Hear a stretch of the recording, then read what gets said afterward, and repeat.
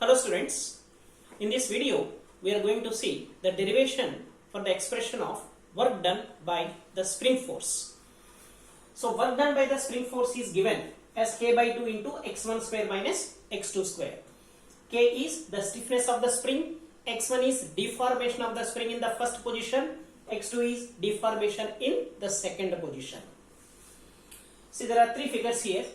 The figure 1 is the original position of the spring. So it is L naught is the length of the spring, the undeformed length or unstretched length of the spring. In the second figure, L1 is the length of the spring in the first position. Third figure, L2 is the length of the spring in the second position. Right? Initially L naught, it is unstretched or undeformed or original length of the spring. L1 is length of the spring in the first position, L2 is length of the spring in the second position. Now what is the deformation of the spring in the first position? That is x1. So it is L1 minus L naught. So x1 deformation of the spring in the first position is L1 minus L naught. Similarly, x2 is the deformation of the spring in the second position, which is L2 minus L naught. So x2 is equal to L2 minus L naught. Right? Now the spring force is given as F is equal to K into X. But spring force is not a constant force. It is variable force. So the spring force depends on the deformation, right? So you can say dF is equal to K into dx. So it is variable force. And the work done by the spring force is negative. See, suppose there is a spring. Say it is undeformed length of the spring. So in this position there is no deformation. Now you are stretching the spring, say towards right. So the displacement of the spring is towards right. So when you stretch the spring, so the spring force will act in the opposite direction of displacement. You are pulling the spring, so your hand will experience a pulling force by the spring. So it is acting away from your hand. So the spring force here, it is acting towards left. So the work done by spring force is negative. And you consider another case. Say it is the original length of the spring, undeformed length of the spring.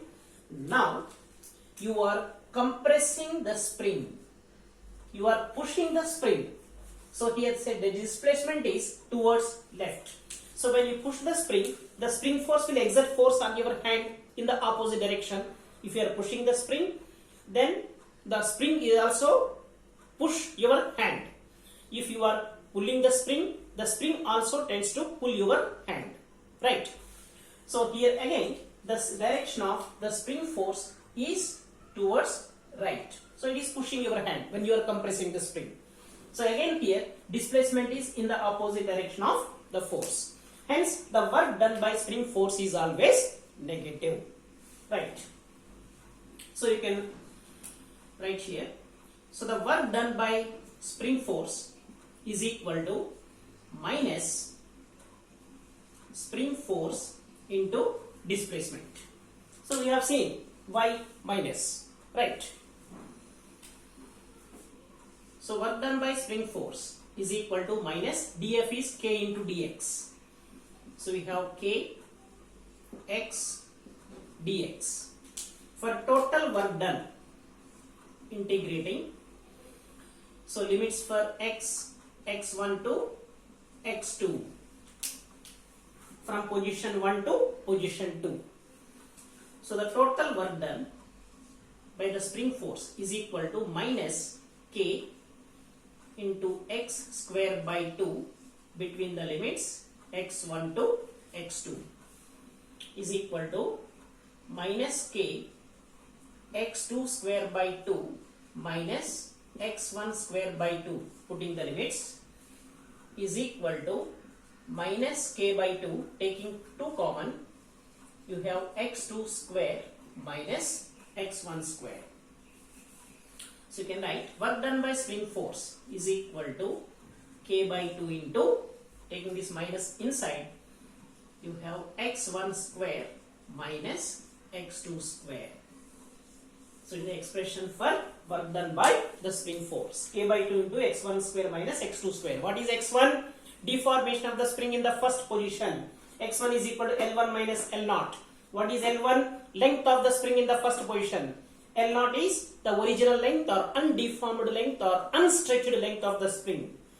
x2 is deformation in the second position. L2 minus L0. L2 is the length of the spring in the second position. L0 is again the original or unstretched or undeformed length of the spring. Is it clear? So you can use this formula while solving problems to calculate the work done by spring force. Depending on the position of the spring, you will get the work done by the spring force is positive or negative. Right?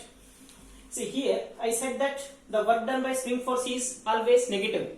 That means here the initial position is undeformed position. In both the cases, the initial position is undeformed position. Suppose if the spring is already in deformed position, say it is already stretched by x. I am saying this is position 1. The initial position itself is the stretched position, right? Now say this is position 2 when it comes back to its original position. Now what is the work done by the spring force? It is positive.